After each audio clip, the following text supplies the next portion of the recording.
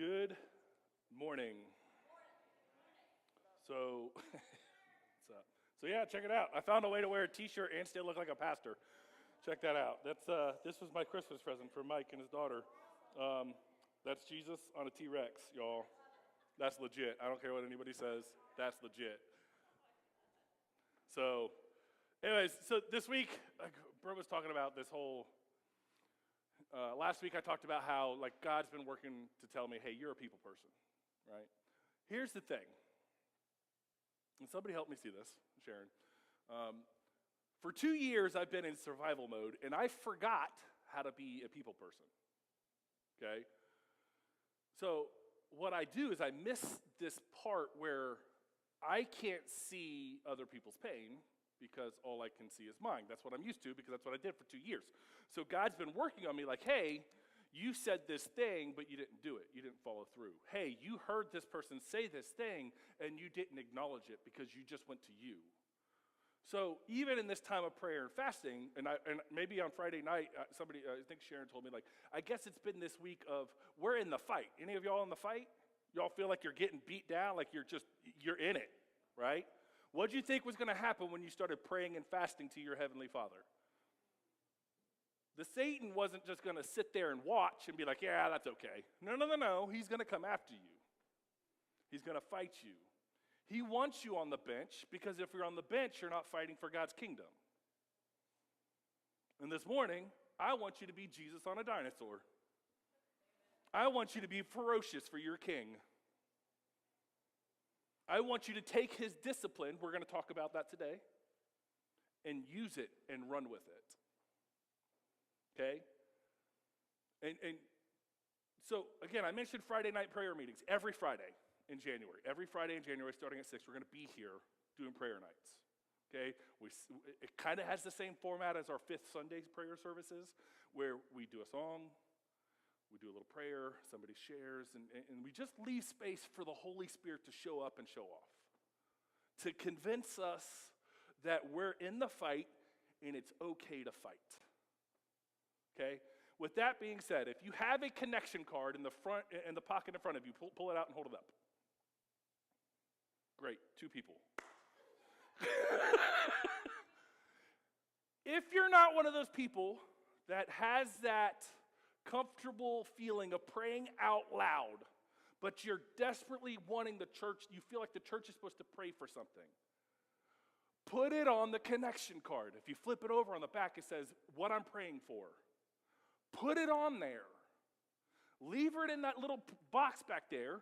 It will make its way to us on Friday. Actually, it'll make it to us before then, on Friday, and we will pray for it, because we want to be partners in prayers.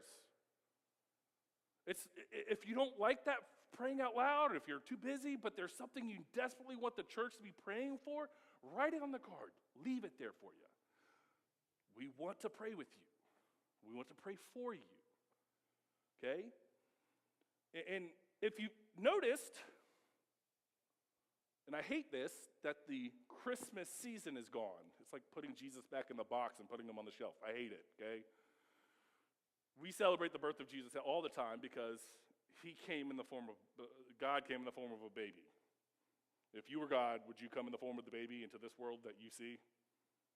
Correct. I know the answer to that because I know the answer for me, okay?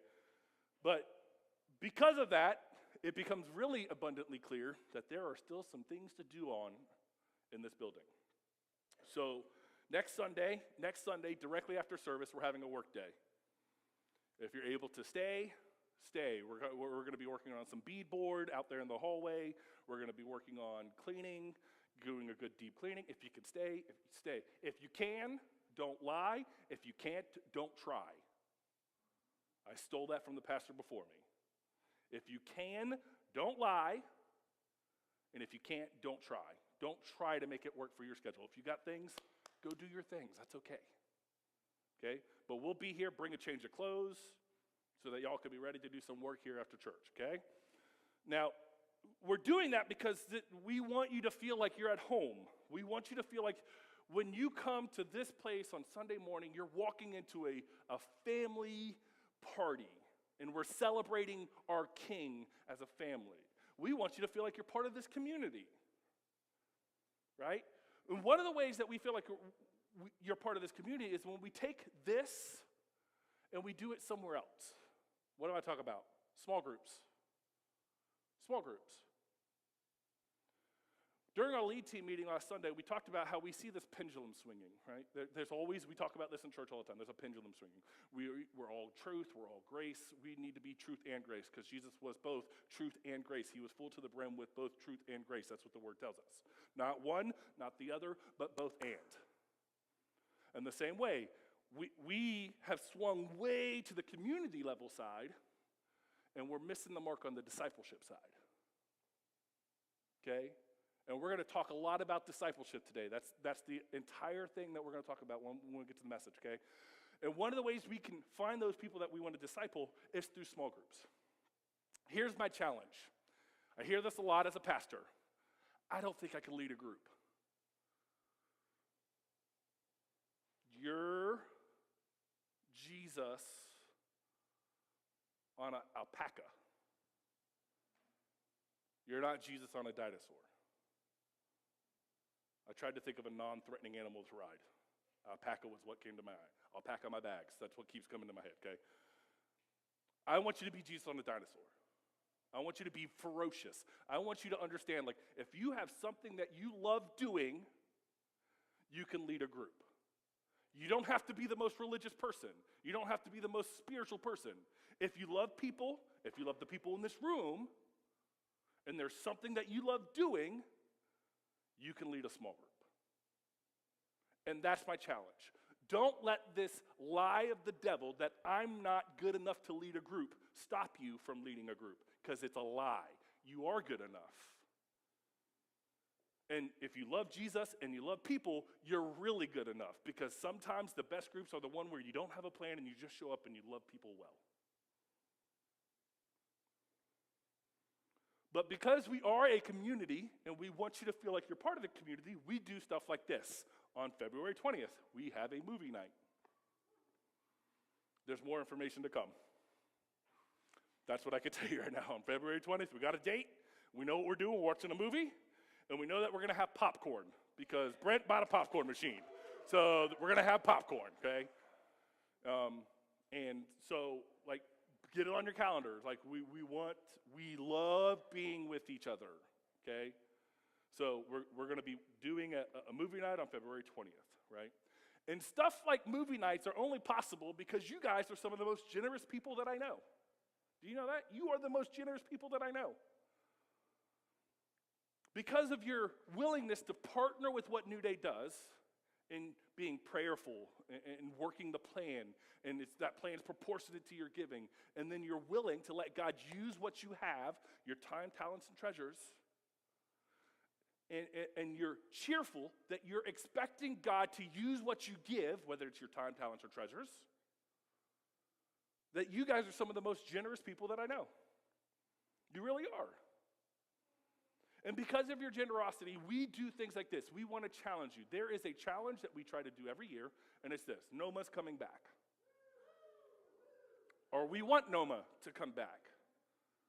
But it's not cheap, and it's not free. So if God's leading you to give, we're looking to raise $1,500 to get Noma here next summer, this summer, not next summer, this summer, because she makes more in the 8 or 9 weeks that she's here than she could ever make when she's in Africa. And because of your generosity, you are furthering her life and making her life better in a country where she couldn't have the same opportunities as she can here. Pray about it. Ask God, is that the way you want me to give here at New Day Church? And if it is, see Dana. That's the curly-haired guy next to the quiet one.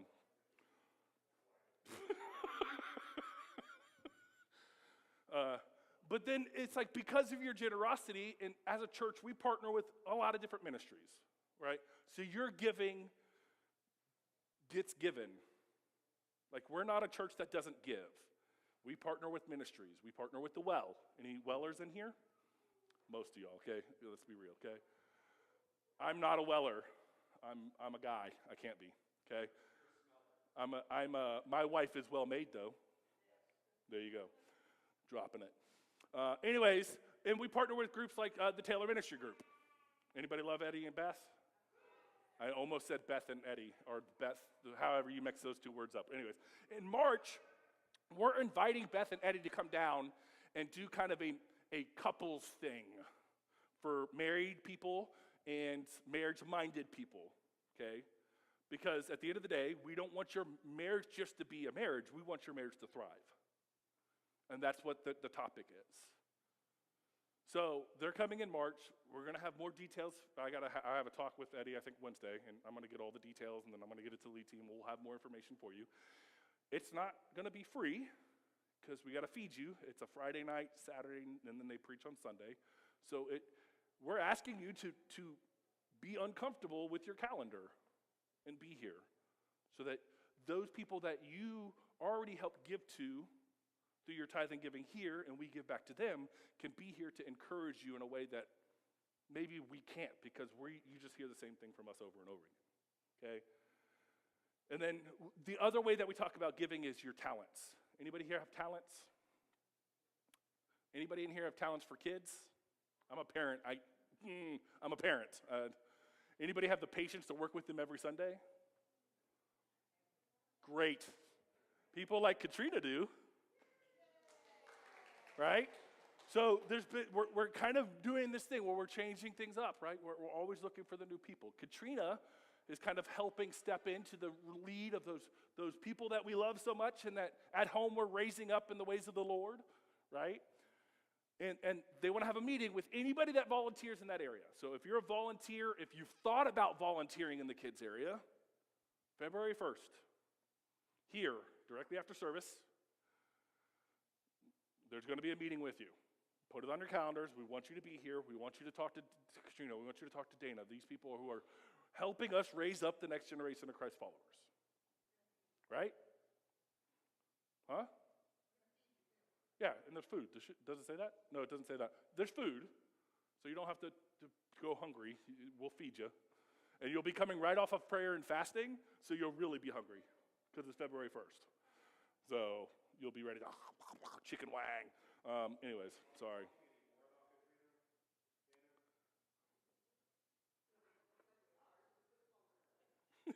She didn't know I was calling her out. That's how I do things.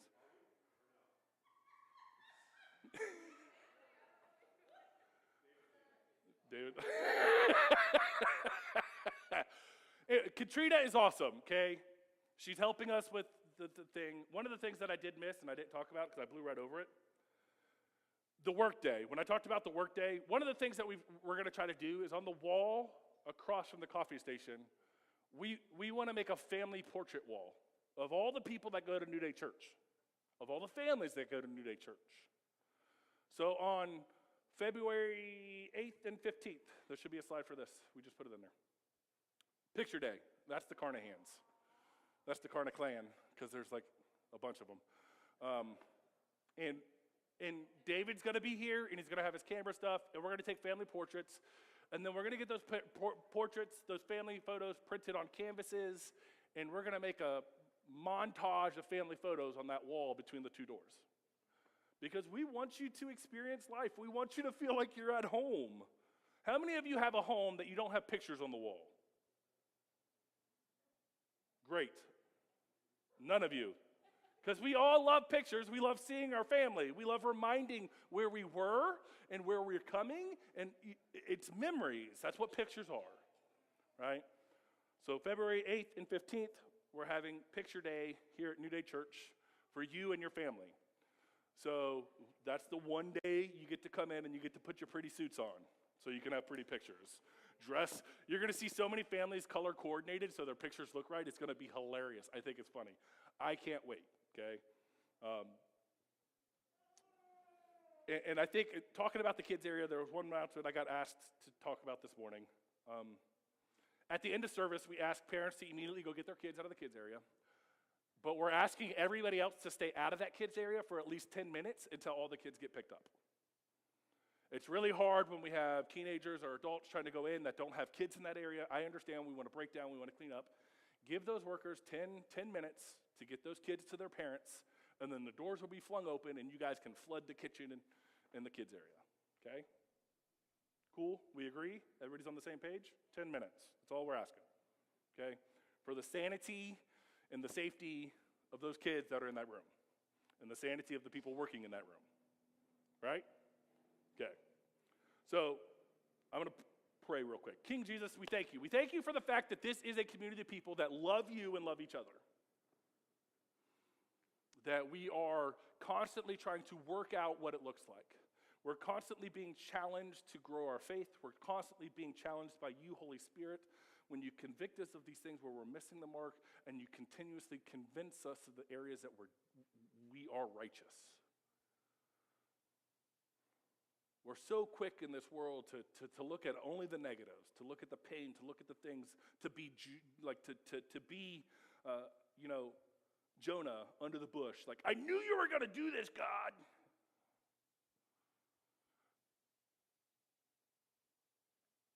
Versus being Elisha, who's saying, dump more water on it. Dump more water on it. My God's bigger than your water. So this morning, King Jesus, as you have challenged me this week in talking and thinking about discipleship and what it means to be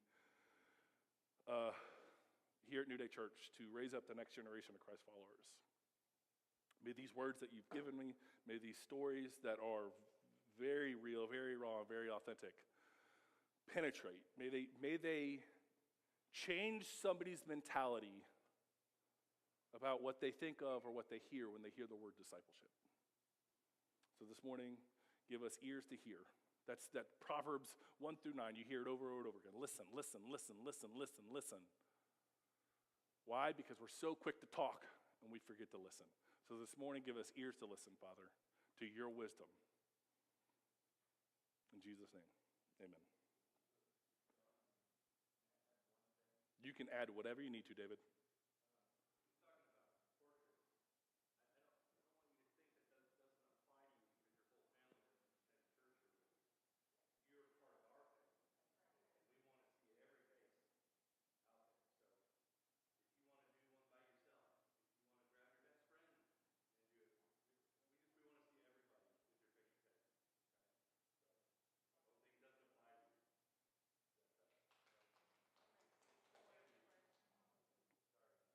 No, you're good, man. You added something that I didn't think of. There you go. Just because your whole family doesn't go here doesn't mean that you're not part of this family. I love it. I love it. I love it. So, anyways, if you've been following around, we're in week 2 of our prayer and fasting season. Week 2 of our prayer and fasting season. And in week 1, the prayer guides, which if you didn't get one last week, they're out there on the table, the missions table that's out there. You can pick one up. It's just kind of something. Looks just like what Denise is holding up. It's just something to help you kind of focus in during this time of prayer and fasting. Because some of us don't know what to pray for. So we wanted to give you something to help you kind of narrow in and think about, right? In week 1 on that prayer guide was titled, Anchoring in the Mission. That was week 1's big overarching thing, anchoring in the mission. Because, right, and this is where we're going to camp out today. We're going to camp out on this thought of discipleship, because that's what our mission is, to raise up the generation of raise up the next generation of Christ followers. Which is, how do you raise them up? Well, you disciple them. So we're going to talk about discipleship today, right?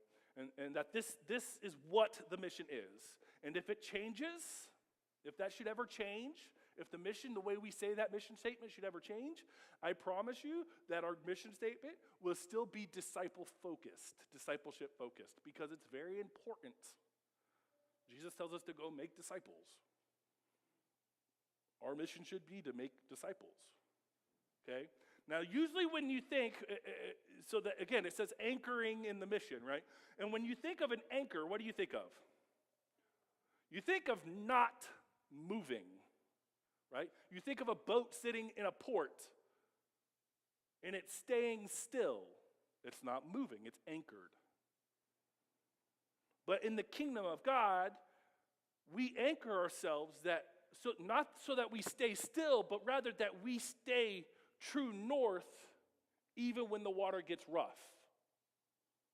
So we're anchored. We have something that's keeping us facing and going in the right direction as we move forward towards the north, right?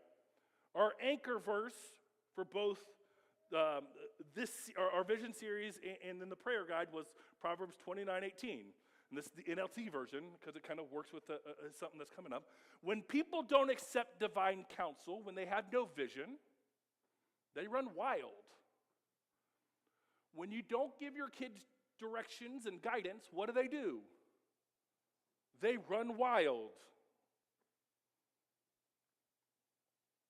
In our culture, we've been taught and trained to think of vision as a destination. The vision is the mountaintop. When we get there, that's the end all be all. It's the beach, it's the job title, it's the goal we're trying to check off our list of things that we've done. But in the book of Proverbs, vision isn't about where, vision is about how. Right? It's not the X on the map, it's the needle on the compass. Vision is the spiritual clarity that shows us where north is so that even when the trail gets foggy and the terrain gets rough, we don't end up in the ditch. But here's the weight of our mission here at New Day Church when you think about discipleship. We aren't just finding north for ourselves. We're anchoring today so that the people coming up behind us that we're bringing up have a steady path to follow.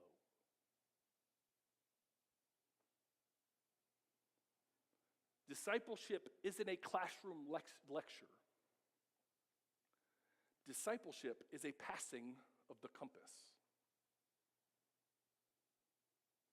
It is the intentional act of walking over to one currently standing in the starting blocks of their faith and showing them how to put their feet in those blocks. Right, and that kind of metaphor reminds me of this time when I was a hurdler in high school. I used to be a sprinter. Not anymore, okay? No, I was the same height. I'm just much wider than I was back then. I grew this way, not that way. Jeez, please don't. I look like Eminem hurdling. That's what I look like. And I wasn't horrible. I wasn't the best, I wasn't the end-all be-all, but I wasn't horrible.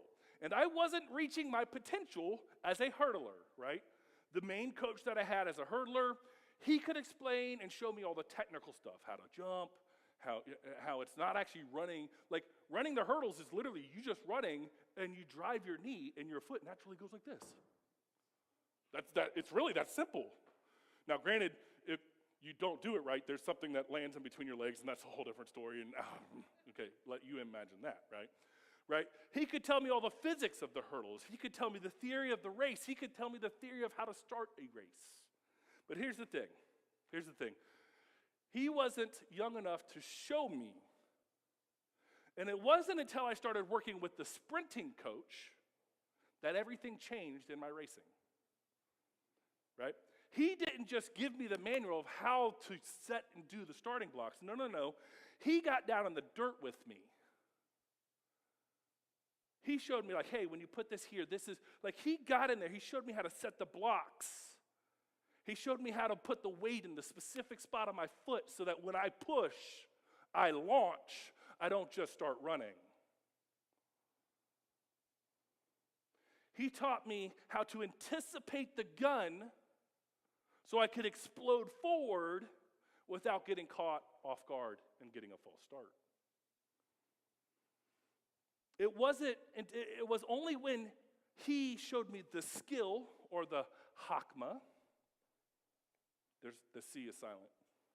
I learned that. The hakma, the chakma as I called it last week, the hakma of the start, that I ran the best race of my high school career. It was my last race of my high school career because I didn't qualify for the next one, even though it was my best one. This is crazy, right? You don't need to know this. It doesn't really pay attention. I was 0.04 seconds away from qualifying for the next race. I was in 6th place I was 0.04 seconds away from fourth place. So there was somebody between me and fourth place that was a little bit faster than me. Right? Discipleship is taking the skills that God is carving into your soul during this fast and showing someone else how to hold the tool. We aren't just surviving this week. We aren't just surviving for the month of January. We are here to calibrate our lives to the North Star, who is Jesus, so that we can lead others to him and others closer to him, that same Jesus, that same guiding star. Now, I use the word hakma. I'm still not saying it right, but, close enough. Hakma, right? Remember, in the kingdom of heaven, in the kingdom of God, wisdom isn't head knowledge, it's hand knowledge. It's the practical skills of living, right? See, our world values information. If we want the facts, we want to be the smartest person in the room, we want to have all the answers at our fingertips. Thank you, cell phones. But Proverbs values formation. It's not about being the smartest, it's about becoming a person of character over compromise. It's not about what you know, it's about who you are when the pressure gets turned up. So for those of you who felt like you were in the fight this week, what happened to your character? Did you shut down? Did you become angry? Did you become isolated? When the pressure gets turned up, what happens inside? Proverbs challenges us not to let that pressure stop us from moving towards our North Star. Okay? It's like think about it like this: a master carpenter and his apprentice. The master carpenter doesn't just hand his apprentice the manual on the physics of wood and tell him to get to work. Is it going to work out that way? No. The master carpenter stands behind his apprentice at that lathe, and he puts his hands over the apprentice's hands, and he shows him how to feel the wood. He shows him how to listen to the sound of a dull blade. He shows him how to navigate a knot in the grain so that he doesn't destroy the entire piece. You see, you can have all the information in the world about a healthy marriage, but chakma is the ability and the skill to stay calm and gentle when your spouse is upset and your blood is boiling. That's the chakma, the hakma.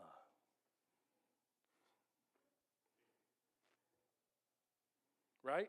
Again, discipleship isn't a lecture hall. Discipleship is a hands-on-the-tool faith. And in our case, the tool is the Bible and our walk with Jesus. So, another story about me. Here, okay. This takes me back to when I was a super green apprentice. Okay, I was an electrical apprentice. I'm an electrician by trade. And when I say green, I didn't know the difference between a wire nut and a lock nut. Okay? There's a difference. I didn't know it. Okay? And on one of my first jobs, it happened to be the Bucks training camp facility, the new one that they're in. I was working with a journeyman, and we were getting the PVC pipes out of the ground to be ready to come up out as they're getting ready to pour the concrete. We're stubbing them up, is what we called it in our trade, right? So they could pour the concrete, right? And the journeyman I was working with looked at me and said, hey, I need you to bend those PVCs into 90-degree angles and tie them to that rack so that they stay put when they pour the concrete.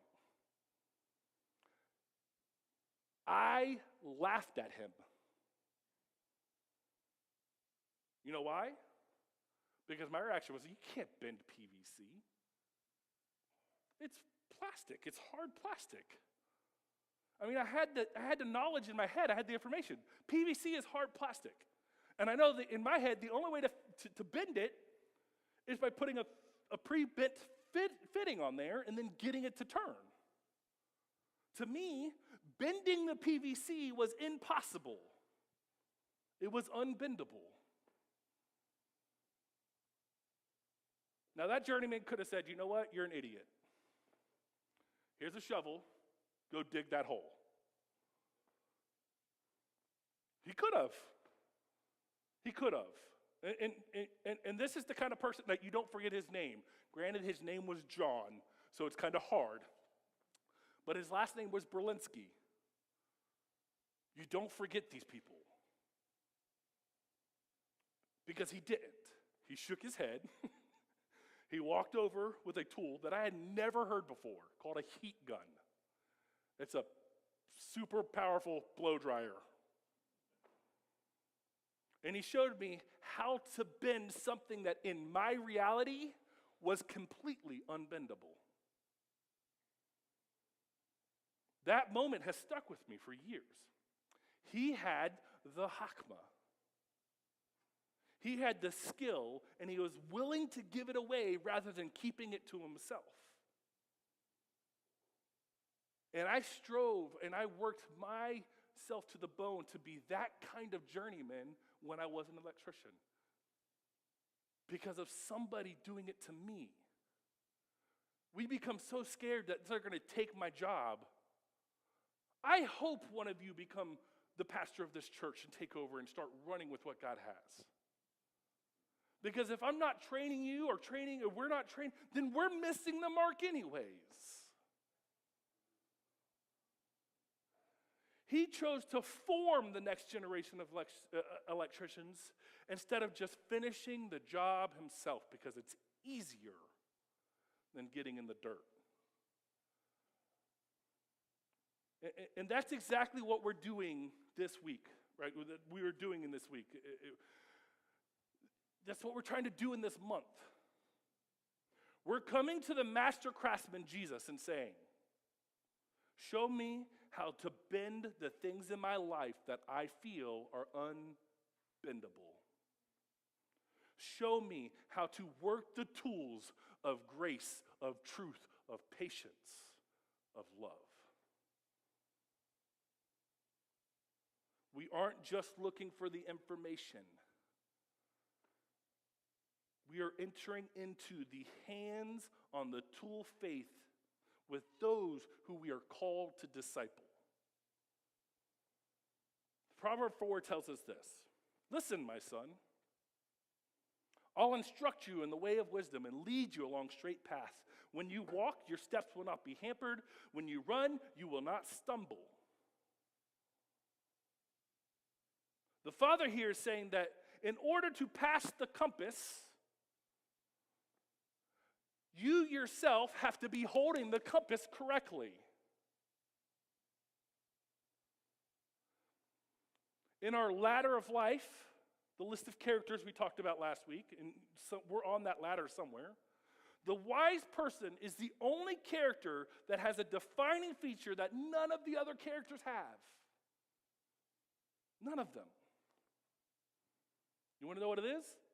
The wise person is defined by listening. By listening.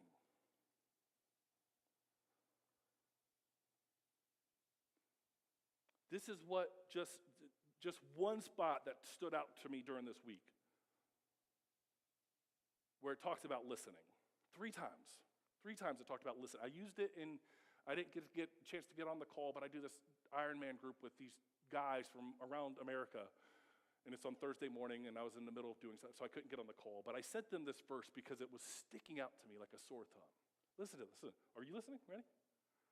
Now then, my children, listen to me. Bless those who keep my way. Listen to my instructions and be wise. Do not disregard it. Blessed are those who listen to me. Watching daily at my door, waiting at my doorway. For those who find me find life and receive favor from the Lord. But those who fail to find me harm themselves. All who hate me love death. And just so you know, in that moment, Lady Wisdom was the one speaking. And 3 times, Lady Wisdom, who, if you've been paying attention, was there when everything was created. She tells us to listen. Listen. shut your mouth, shut your phone, shut your computer, and listen to wisdom.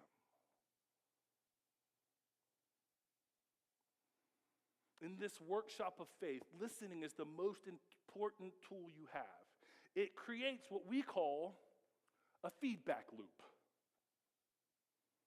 A wise person is someone who welcomes the warning lights on their dashboard, right? Like when the oil light on your car comes on, the fool covers it with a sticker and says, I don't need to see that, that's annoying. The mocker says, that light is wrong, I just changed the oil, it can't be low. But the wise person pulls over and says, you know what, I might want to check my oil.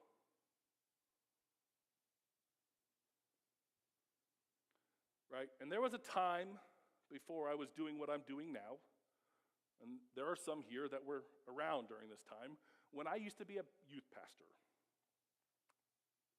I loved working with those kids. It, in a way, prepared me to be a dad. It prepared me to be a pastor, because now I'm not leading little ones, I'm leading you guys. I'm trying to help you guys lean into Jesus and teach you some. And as a leader of the next generation, I should have been raw enough to come clean about a struggle that was corrupting my life, it was corrupting my marriage, and it was definitely corrupting my relationship with God. And that struggle was with pornography. And it was corrupting my entire operating system. And eventually that warning light, because I couldn't see it, I was the fool with the sticker over it, became abundantly clear to my wife.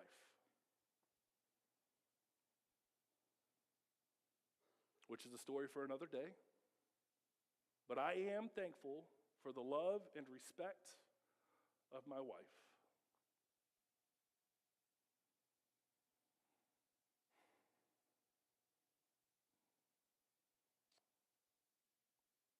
I would be a broken shell of the person I am now without it. Back to lighter matters. And because of this thing coming out, this dark thing in my life coming out, I had to come clean with the pastor at the church. And I had to be honest with the fact that my compass needle was just spinning out of control, and I didn't know which way was north. And in that pastor Justin's wisdom, and out of love for his church and my marriage, I was removed from working with the youth kids, as it should be.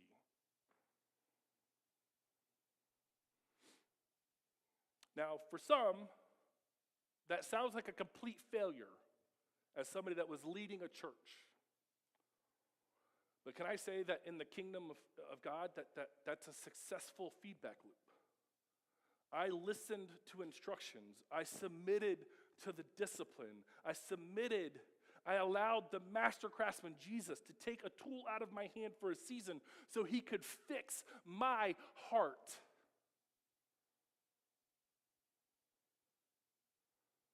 And through God's grace, I no longer struggle with pornography.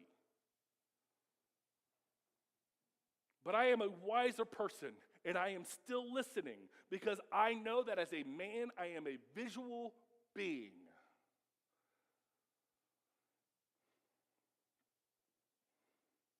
So I have developed the hakma, the skill of what we call bouncing the eyes.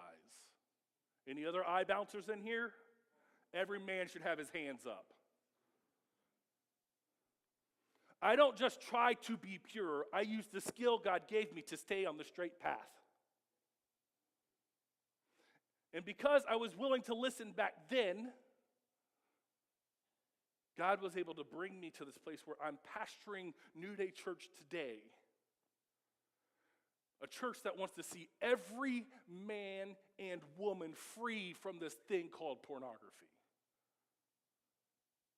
Because a lot of new research is showing it's running rampant through the female race, or female gender, just as much as it is the males.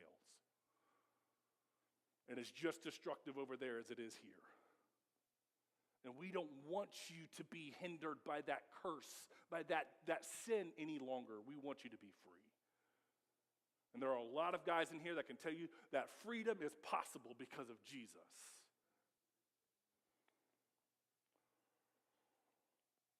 So, ladies, gentlemen, I am passing that compass to you because someone was brave enough to help me calibrate my compass so many years ago.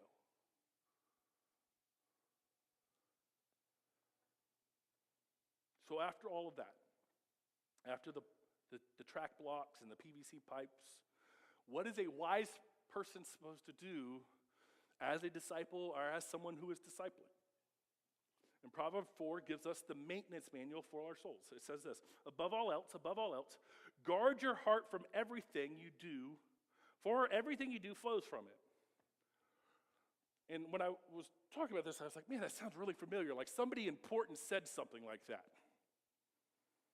And then I found Matthew, and I found Jesus, right? Because as Jesus, the greater Solomon said in Matthew 12, he said, for the mouth speaks what the heart is full of. A good man brings good things out of the good stored up in him.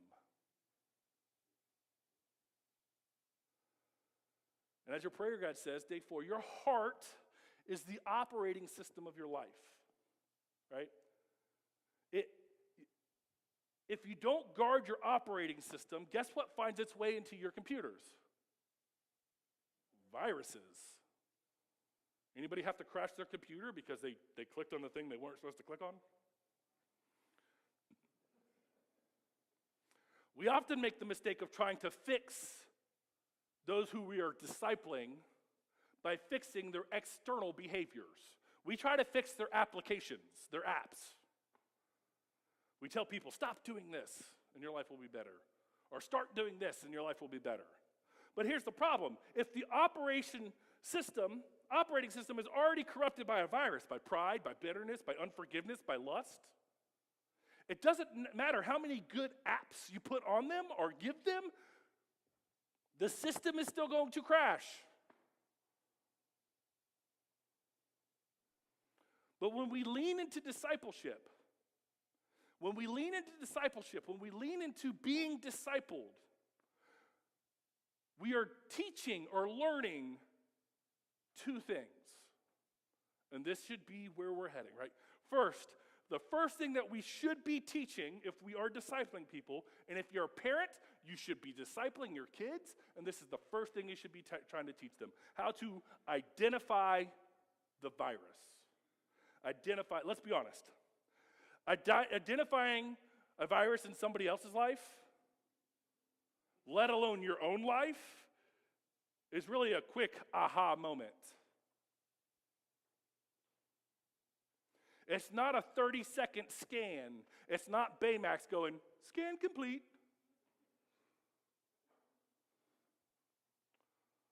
It's a slow, patient diagnostic process.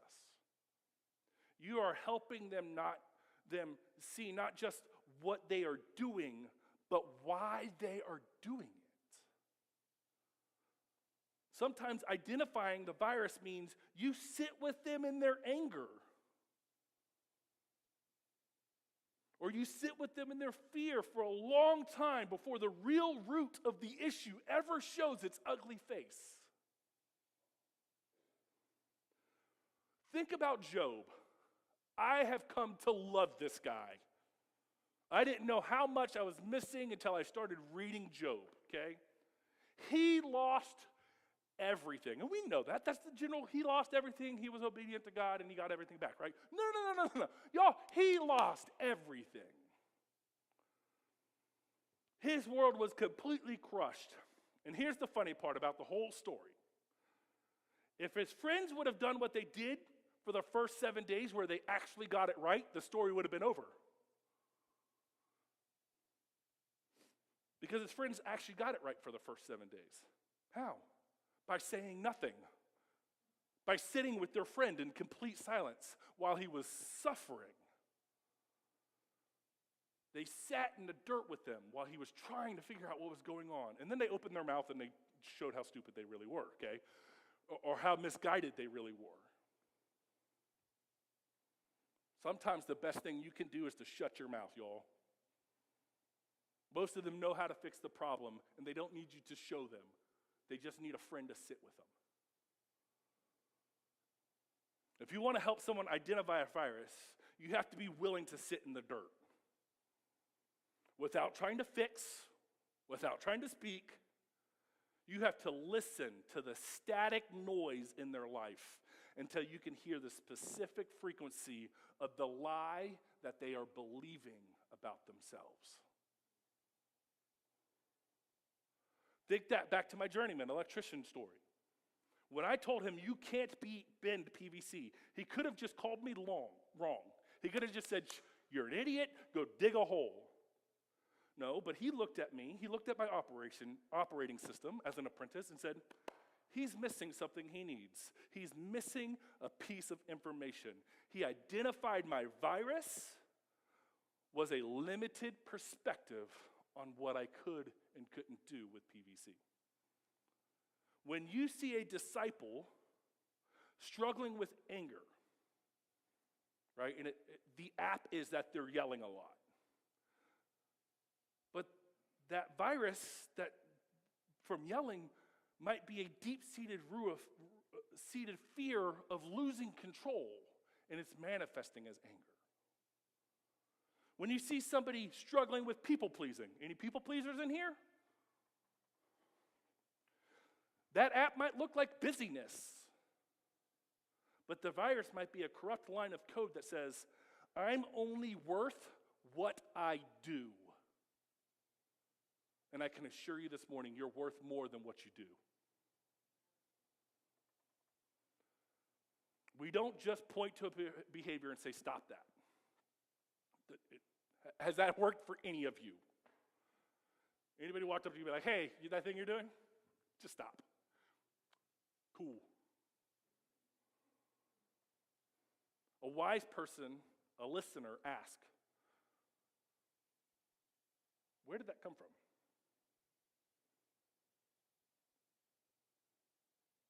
When did you start believing that was true? You're sitting in the dirt with them. You're holding the flashlight, helping them look at their own heart until they, hear me, until they, not you, they can say, there it is. There's the lie I believe. And it might be something from their childhood. This is what therapy is all about, y'all. And only then, once you've named the virus, can you start moving towards the next step. And the next step, in computer terms, is to apply the patch. Apply the patch. Once we see why, we teach them how to apply the patch, right? We show them how the grace of Jesus, our greater Solomon, can reboot their system. Now let me be clear. Let me be abundantly clear. Applying the patch of Jesus' grace isn't hitting a download button. And walking away. This is more like that long, slow system restore. We don't just point them to the cross and walk them to we walk them to the cross and we sit there with them until they can actually feel the heat of Jesus' love for them.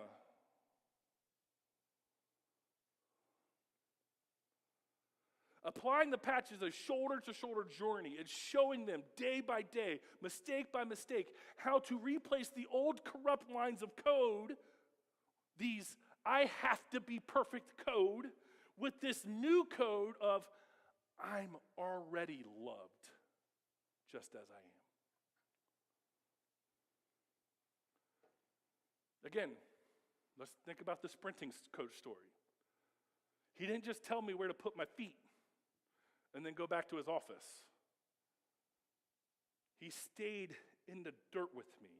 He watched me fail. He watched me false start. He watched me stumble. He helped me reset the blocks again and again and again and again until I got it.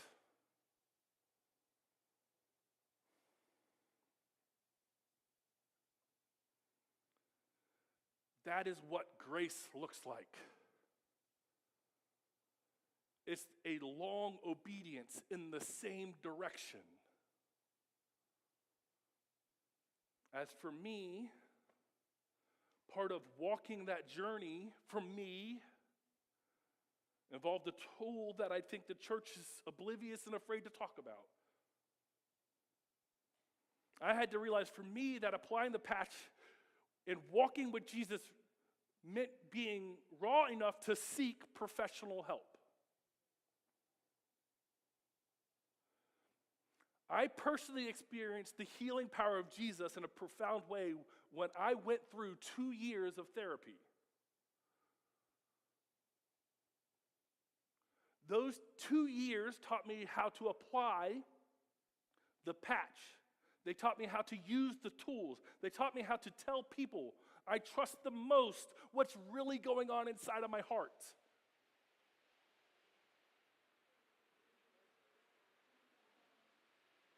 That was so cool.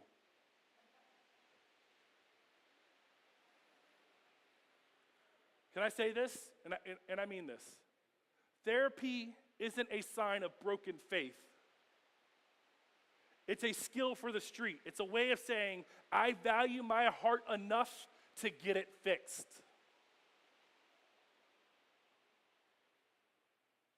I will also say, be very wise with who you pick.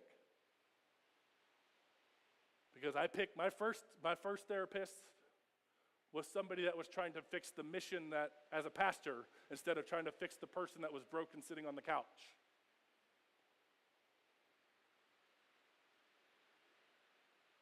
The therapist that I went to after that was the guy that saw me, the broken human being, and the pastor thing was an afterthought.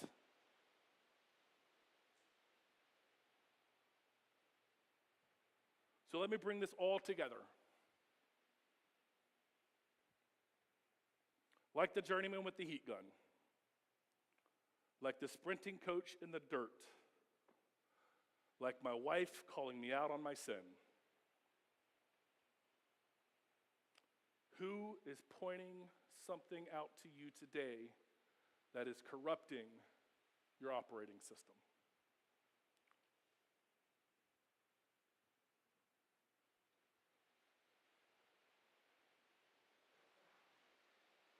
Or who is trying to show you a skill?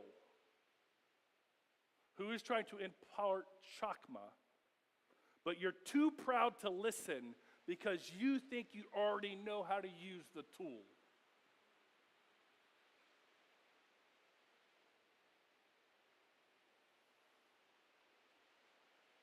Don't be a fool who covers up the warning light. Be a wise person who listens. Don't be a simpleton who drifts into the concrete because they're not paying attention. Be the apprentice who learns the skills. But let me say this. The mission doesn't stop with you getting your own head right. That's part of the mission. The mission is still to pass on the compass, to pass on the skills that you learn as you're on your journey to those coming up behind you so that they get it right.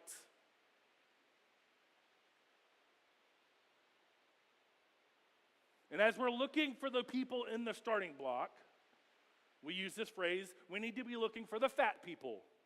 And I'm not talking about people like me, okay? I'm talking about those spiritually heart-weighted people, those who are faithful, people who show up. They are consistent, even when it's hard on them. They're available, people who have made room in their schedule to allow God to show up. And those people who are teachable, people who have that wise person heart and are ready to listen and have the courage to change. These fat people might be sitting at your dinner table tonight. Your actual sons and daughters who are watching how you handle your unbendable moments. They might be somebody sitting in this room to your left and right who is brand new to the faith and is standing in the starting blocks, waiting for someone to show them how to set their feet. Don't wait until you're perfect to lead. My journeyman wasn't perfect. He cussed like a sailor. He smoked like a chimney. He drank during his lunch break. He wasn't perfect. But he knew how to bend the pipe. And he was willing to show me. You don't have to be perfect to show somebody how to bend something they see as unbendable. Look for the faithful, the available, and the teachable. Start passing on the compass. Start passing on those skills.